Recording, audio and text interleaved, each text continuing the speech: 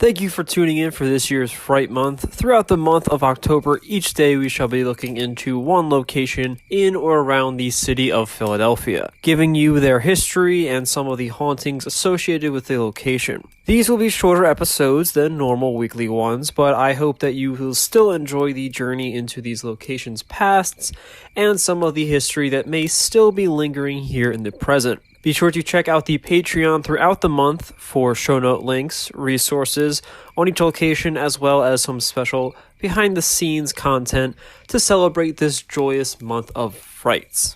The Betsy Ross House, situated in Old City, Philadelphia, similar to a lot of places that we shall be discussing this month, that is most notable for being the purported location where the first American flag was sewn by the building's namesake, Betsy Ross. But the history is a bit fuzzier than is generally assumed. Personally, I didn't really know any of this until a few years ago, but the Betsy Ross House has a bit of a myth surrounding it, and that is in relation to Betsy Ross herself and this particular story in which she created the first American flag. The story starts with some descendants of hers providing some verification to the location in which the house was situated. However, upon looking into some deeper archival diving, it is noted that the house would have actually been the one situated across the street from where the house is located today.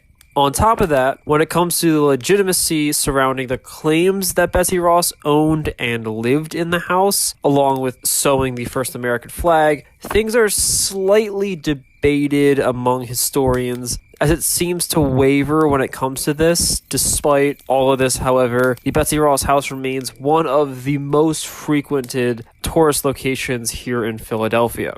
The house itself is situated along Arch Street, not too far away from other historical sites such as the Liberty Bell and Independence Hall. The house began construction in 1740, with additional segments and features added on throughout the years.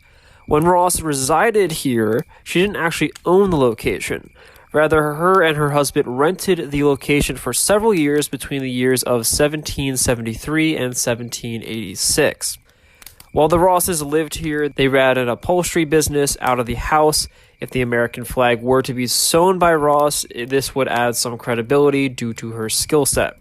But before anyone hops onto all of this, be aware that I am not a historian. I do not proclaim to be one. This info may be correct, it may be wrong, or somewhere in between. Be encouraged to do your own research and come to your own conclusions when it comes to some more particular details. In 1937, Philadelphian A. Atwater Kent, a pronounced radio tycoon, offered $25,000 in order to help with restorations to the home. And they did their best to keep as many of the house's original elements, and if they were not able to keep these qualities, then they'd utilize pieces from other demolished historical structures and locations.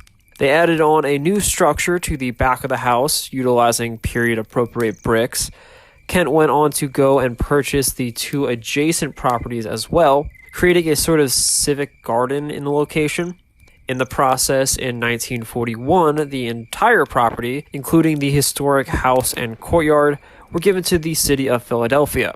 And several years later, in 1965, an annex building was added to the property, and in 1974, the courtyard was renovated once more, and a fountain was added onto the location. Finally, all in preparation for the United States' 200th anniversary, or the bicentennial, the remains deemed to be that of Ross and her third husband, John Claypool, were moved and reburied onto a new grave located in the courtyard.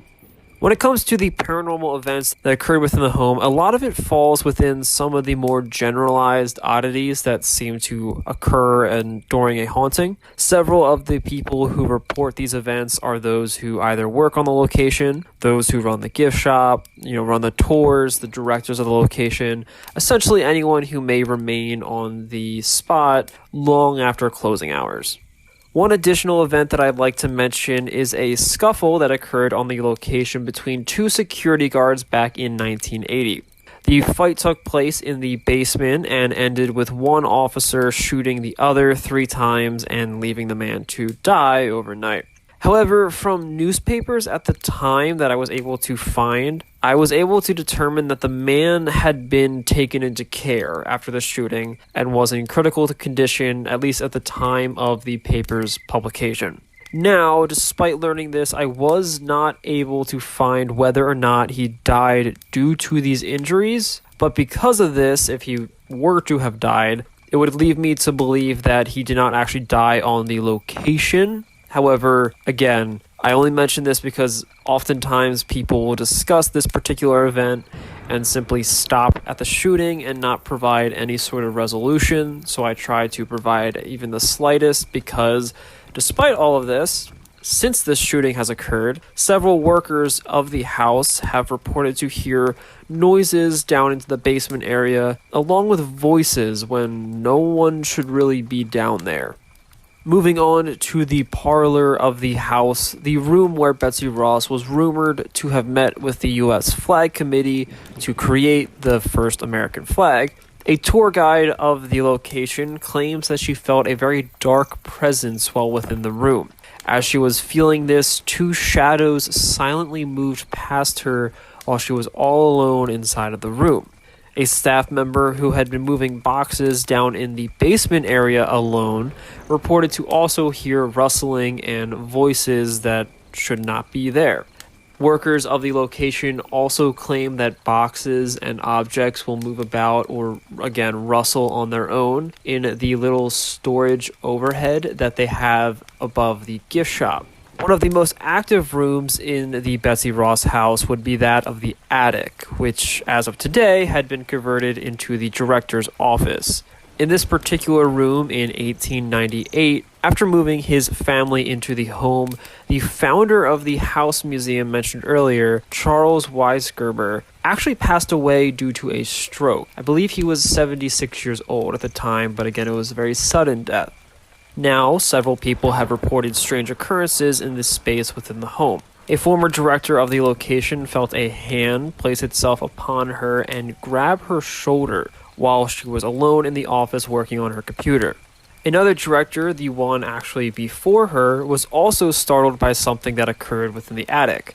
So much so that she actually climbed out of the window and crawled out onto the flagpole, which is situated just outside of the room. Many believe that the presence that may be occurring here is that of Weisgerber, again, the founder of the House Museum who passed away inside of that room specifically. Now, the ghost hunters even came to investigate the Betsy Ross house during the premiere episode of Season 5. Despite them capturing a lot of EVPs and sort of odd occurrences during this investigation, the credibility of paranormal hunting shows such as this are always thrown into question. And if you want to watch the episode for yourself, be my guest, but I shall not be listing any of the captured evidence that they may have gotten during this particular episode. But that shall be all for today's location, and I hope you guys did enjoy learning some of the history and haunts that are linked to the area. Remember, if you do want to check out the show note links and resources used to research this episode, along with some behind-the-scenes content and exclusive photos or videos that I may grab from the location, then be sure to check out the podcast's Patreon. Or if you wish to stay up to date on all that Fright Month has to offer, then you can do so over on Twitter and Instagram at Realm of Unknown. Again, I hope you guys did enjoy today's brief episode, and I hope that you continue to join us throughout Fright Month here at Realm of Unknown.